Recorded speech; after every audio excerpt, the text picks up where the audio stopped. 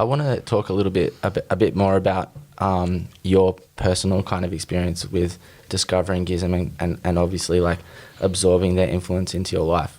So can you kind of paint a little picture about where you were living at the time and maybe describe your appearance? Oh, yeah, okay. I just moved back from America. We grew up in America for part of my childhood in San Francisco because my dad helped write, coding for the internet? Anyway, so I was like exposed to a lot of bands over there. Anyway, so we moved back and I was 18, 1998. And I was living in Newtown in Sydney and I had like fucking like half white and half black kind of hair. And I used to spark it up with PVA glue because it's curly. Like, that's cool. Like full on like Rapunzel shit. It was hard to work with, man. So I used to have PVA glue, but after a while, it sort of just turned into dreadlocks because I never washed it out. That's not a look. Yeah. But I think at the time, like I was doing like a lot of speed and I used to make my own homebrew cider and like it made me so sick, but it was like so cheap. I think I really harnessed GISM when I got sober though, because when I got sober, I was a real dry drunk. I was talking about this just before, and I would go to shows kind of itching for it to kick off. And I sort of wanted to bring violence back to shows, and I thought it was this really cool thing. Yeah, me and Christina were talking yesterday, and she said you bashed one of her friends because he was wearing a Rancid t-shirt. I don't remember that. I have no comment on that. Yeah. And I was like, who the fuck's Rancid? Like, what is Rancid, and why did he hate it so much? That definitely makes the story that much better that you don't know who Rancid is. But I reckon there's have to be more to that.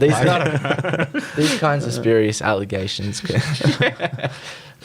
you want to talk about that experience of like harnessing GISM to get sober a bit? Because I'd like to stick on that just for a second. Yeah. So I used to go to the gym a lot, and I was doing odd jobs here and there. But I had this band at the time. And when I performed, I wanted it to be like, even though the music was nothing like GISM, I kind of liked this kind of fear that he had in the audience. And so, I used to like get into the crowd and beat people up and do all that shit.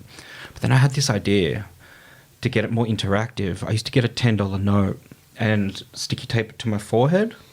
And I used to try to get people to come on stage and like beat me down to try to take it. It didn't really catch on until like the third show. But by the end of it, man, I remember this girl got on stage with a fucking Nokia phone, those bricks, and she was just beating me with it. Nice. And there was blood everywhere. And it's sort of like, at the time I thought, it was kind of like this great way to make punk really cool and exclusive because only the true fans would come. But the true fans just turned into like these fucking big like knucklehead footy players that just wanted to beat up this little punk guy. Like it kind of backfired. Kind of like the people I don't want at shows, these macho guys. But that's part of my Guinness harnessing power, I think, definitely. What was the scene like back then? Just describe that a little bit, because I'm an outsider to this world. But like, what was the vibe like in Australia, and then maybe overseas? How was it different and unique? How were the fans weird and different in an Australian sense? I feel like it wasn't as uniformed as it is now. It wasn't as categorized, obviously, and I think people, you can tell by the patches someone had, like, everyone has a certain dress sense now. And what does that mean, like the patches? Because that was a bit of a thing back in the 90s and even back in the 80s and shit. Like, sort of like... So people would wear jackets and put patches. Studs and stuff and jackets, yeah. But it's sort of like... I was always strong in Melbourne, the chain punk. It was always very heavy, full metal jacket. Mm-hmm. Whereas in Sydney, it was a little bit, but not really. What does that come from? Like, what's that about? It comes from, like, punk from, like, back in, like, 77 in the UK.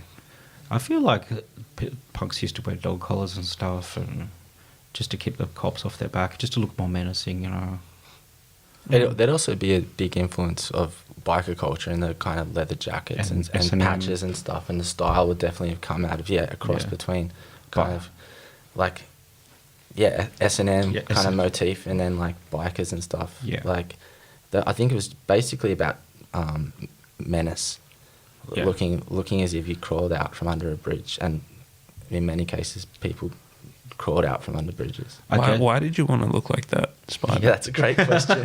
What motivated you to put glue on your Like hair? with me and my boys, we want to wear Versace and like Yeah. gold watches. And I know now you do love, you've got a Versace bag and your style's changed up. So why did you want to look like you crawled from a bridge? I guess you want to back go in to the day? most extreme side of one subculture as you can.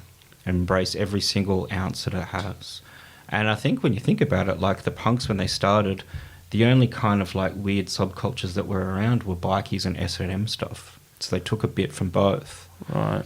And then, like, if that's all you got, like, whatever's accessible at the time. And, yeah, I use glue and shit in my hair because it's, you know, that's what there was no Versace then. But why did you want to go to the extreme end of a subculture?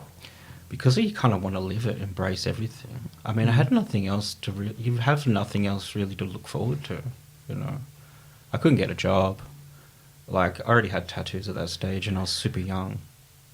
And, like, no one would employ me. And I sort of finished school in America and it was kind of like this weird sort of... Couldn't really prove it, though, because we never had tax file numbers over there. We were kind of illegal aliens. But we weren't. It's kind of complicated. But, you know, there's part of my life that's kind of blank on paper. Mm. Same. Yeah. I like a really important part of my life. And willfully, I think like punk does that. Like you willfully try and evade as much paper as possible. Oh, like yeah. it's like being an absence in the world is part of like the ethos of it. Like you don't want anyone to know where you are, who you hang out with. Like, Yeah. and that comes from like obviously the long time kind of rub against like other kind of like I was saying, shake society. The people down the bottom are generally the ones that don't want people to know where they are, you know. Yeah. And you also create fake names like and fake identities, and you make sure that everyone knows them. Yeah. Like Spider. Yeah, exactly. 100%. Yeah, why Yeah. do you call yourself Spider? Oh, it was a nickname given to me because of this tattoo on my elbow. Because, and like, you don't think of it now much. It's a spider with an elbow. Like, who gives a fuck?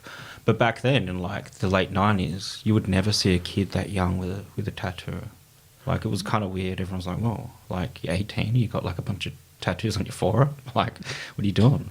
That's worth highlighting because it was the same in criminal culture where when I was growing up, only like the baddest motherfuckers had tattoos. Yeah. And then people that had like hand tattoos, they were like the fucking Yeah, they didn't- real bad. Like, yeah, so what was your experience of tattoo culture like? And when you got that tattoo, how did people around you behave and act?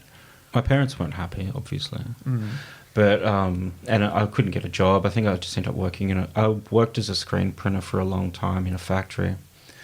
Tattoo culture was so different then, you know, especially in Sydney. It was very controlled.